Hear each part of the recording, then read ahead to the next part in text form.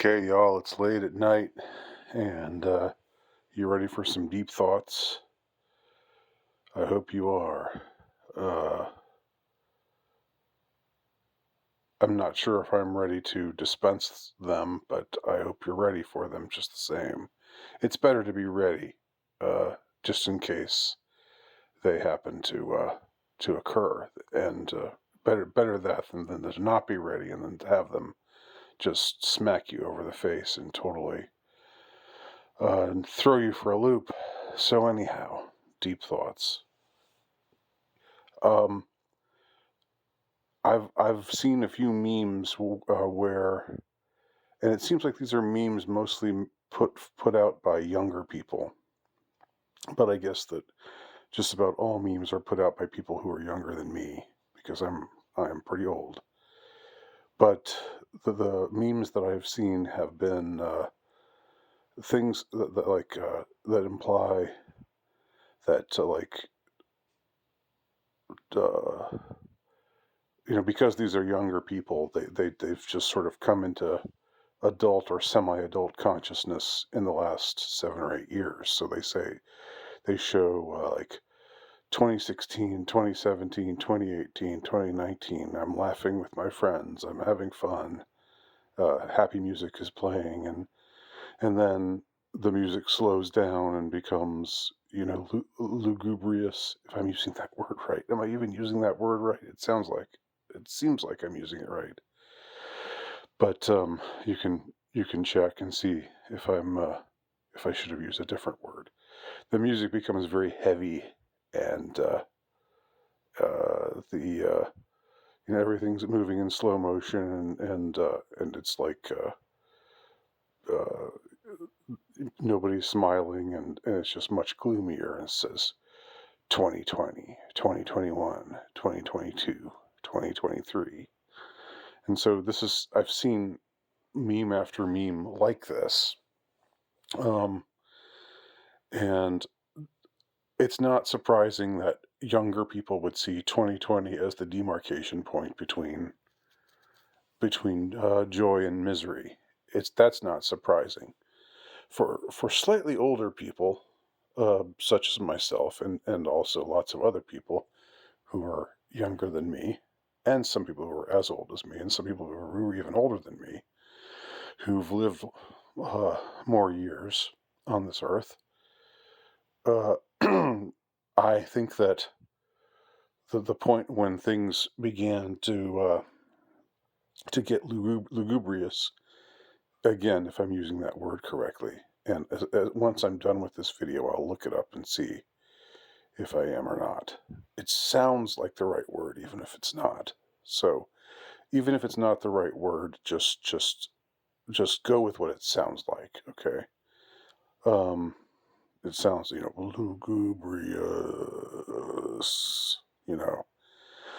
Anyhow, I really think that for our perception, for the perception of those who have a wider scope, that the heavy times began uh, curiously, interestingly, at the same time that these younger people were saying they still felt happy. Which is to say, I think that the turning came definitely in 2016, possibly 2015. Um, and it's been the same way. It's been that way for the last 7 or 8 years. It's been that way since probably at least midway through 2015, and definitely uh, 2016, and it stayed that way up to the present, and um, will very likely stay that way through 2024. Um, I don't see I don't see a turn toward great joy, or towards normalcy as we used to know it, or towards sanity as we used to know it. Could life ever be sane again? From the lead side streets that you slip down, I wonder to myself. Anyway, So, what am I saying here? Okay. Um, Sometimes one is tempted to think that one is in hell, that and to wonder what happened, what went wrong,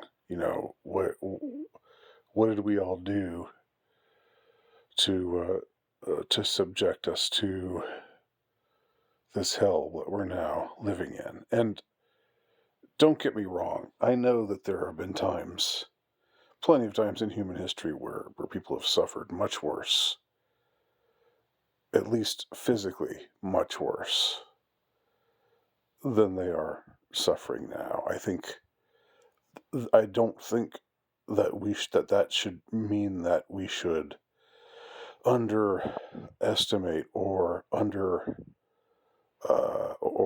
or dismiss the kind of misery that's descended upon everything, like slime, like the slime that fell on those kids in that Canadian Nickelodeon TV show way back when.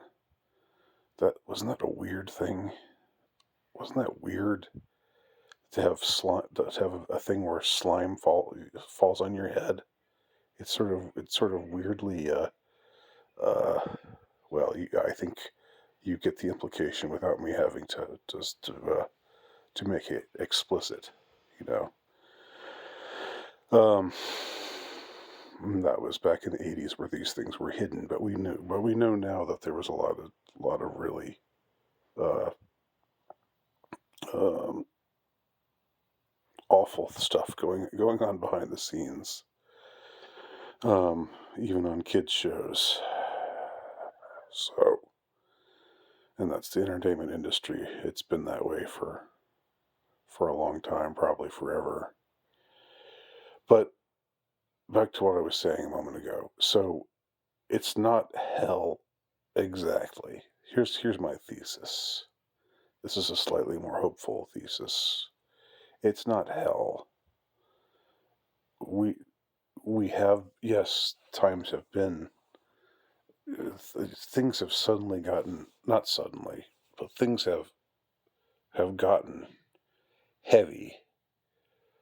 Things have just felt much heavier. And again, those of us who are older have a better sense of it starting uh, around 2015/16. Those who are younger, of course, 2020 it's hard not to see that year as a particularly dark year, and indeed I do. Uh, but I just don't think it all started in that year, and I don't think most people who have a wider scope of as far as experiences go, I think we can see what happened that year as an extension of or an expansion of what was already happening the few years before that. Um, but here's the thing, if it's hell, then it's just going to be bad. It's just forever. It's just from now on. It's just going to be uh, one heavy, shocking, uh, insane, abnormal, nightmarish thing after another, where it's just going to be like, man, there's just no getting back to what we ever thought of as normal. And don't give me this new normal crap, because that shit got old, like 4 years ago. Don't start trying that crap again about this is actually the new normal. No, there's only one normal. There's only one normal, and this ain't it. All right. But what if instead of it being hell, what if it's more like purgatory? Now, those who don't know the difference or don't know about purgatory, hell is where you go if you're an unrepentant sinner and you Um, you are you are far from uh, God's grace. You are damned, and you descend to hell, and your hell is forever. It's misery forever. What purgatory is, where you go when you're not outside of God's grace, but you still have some sins that um, needs to be purged, and so you're going to have to go through some ordeals. You're going to have to, it's going to be a workout. It's going to be tough. It's going to be a slog, but it's a necessary slog to purge your sins, because you can't enter paradise. You can't enter heaven until all of your sins have been purged from you. Only then can you are you worthy to enter into the perfection and the glory that is heaven. Now, what if instead of being on this road to through hell that is never ending, what if we're on a road through purgatory right now? What if we're being led through these years? Who knows how long it will take? But what if at the end of this ordeal, uh, that we are enduring, that we've been enduring for the past 3 years, where it's been one thing after another, after another, after another. What if at the end of this ordeal, at the end of this tribulation, what if this is what we have to go through in order to emerge into a golden age? And am I claiming I know how this golden age will show itself, how it will emerge? No. God's ways are mysterious. God's ways are not our ways. But maybe, just maybe, that's what's really going on right now. And if you can look at it in that way, then you can say, you can take the you know the seemingly never-ending ordeal. You can take it and say, all right, this is my portion for the day, for the week, for the month, for the year. But we're building towards something better. It's on the horizon. It's coming. It's not heaven. It's not heaven on earth, because I don't believe that is possible, unless we're talking about post rapture or whatever. But but uh, but there is such a thing as a golden age. There is such a thing as a time of peace. It's a time of relative joy, relative happiness, relative tranquility, relative bliss. It's so hard to imagine that such a thing could even be possible. But maybe that's where we're headed. Maybe, just maybe. Maybe we're not in hell. Maybe we're going through purgatory.